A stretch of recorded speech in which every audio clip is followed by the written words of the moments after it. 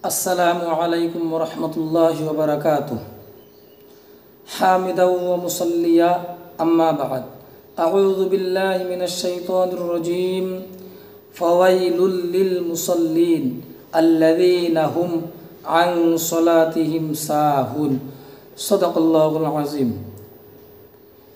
প্ৰিয় শ্ৰোতা মণ্ডলী, আজি মই আপোনালোকৰ লগত কথা পাতিবলৈ আশা কৰিছোঁ যিবিলাক মানুহে নামাজ লৈ অৱহেলা কৰে কিবা নামাজ এৰি দিয়ে, সেইবিলাক মানুহৰ কাৰণে আল্লাহ তাবাৰক ও তাআলা 15টা শাস্তি ৰাখিছে।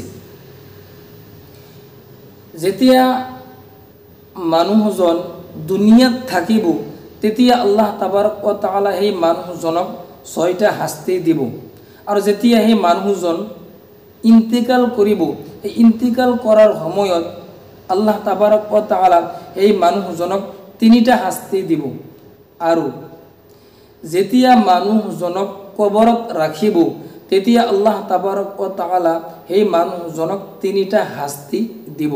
আজি আমি আপোনালোকৰ লগত আলোচনা কৰিম কবৰত ৰাখি থৈ অহাৰ পিছত যি 3টা আল্লাহ তাবাৰক ও তাআলা শাস্তি দিব সেই বিষয়ে।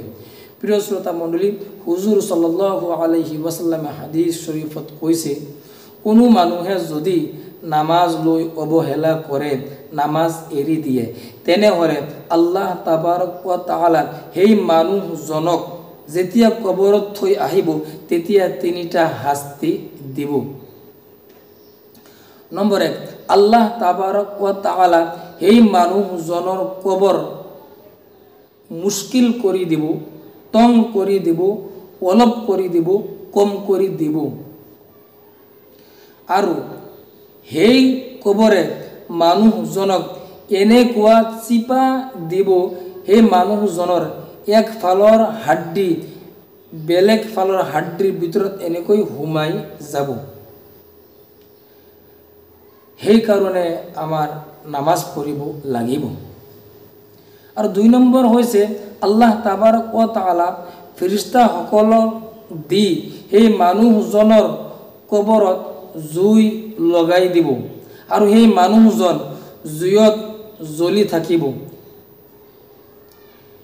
জুইৰ যিটো জুই আছে, জুইৰ ভিতৰত জুই আছে, অৰ্থাৎ যেতিয়া আমি জুই জ্বলাওঁ, জুই জ্বলোৱাৰ পিছত জুইৰ ভিতৰত একেবাৰে লাল ৰং এটা দেখা যায়, এনেকুৱা জুইত আল্লাহ তাবাৰক ও তাআলা সেই মানুহজনক কি কৰিব? জ্বলাব। সেই মানুহজনে জুইৰ গৰমৰ কাৰণে উলট পালট কৰিব, এনেকুৱা সেই মানুহজনে কিয়ামতলৈকে কৰিব যদি এই পৃথিৱীৰ বুকুত নামাজ লৈ অৱহেলা কৰে।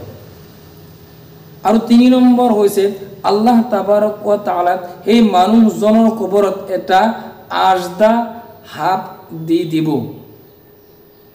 এই আজদা সাপ যাৰ নাম হ'ব আশ-শাজাউল আকৰা, অৰ্থাৎ সেই সাপে ক'ব যে মই গাঞ্জা সাপ হওঁ, আল্লাহ তাবাৰক ও তাআলাৰ ফালৰ পৰা আল্লাহ তাবাৰক ও তাআলা আমাক তোমাৰ কাষত পঠাইছে, সেইকাৰণে আমাৰ কৰণীয় যে আমি 5 ওয়াক্ত নামাজ ভালদৰে পঢ়িম, নামাজ লৈ কেতিয়াও আমি অৱহেলা নকৰিম। প্ৰিয় শ্ৰোতা মণ্ডলী, আগে আমি আলোচনা কৰিম আজদা সাপৰ বিষয়ে। এইখিনি কৈ আজিৰ মন্তব্য আমি ইয়াতে সামৰি মাৰিলোঁ। ধন্যবাদ। আসসালামু আলাইকুম ওয়া ৰাহমাতুল্লাহ।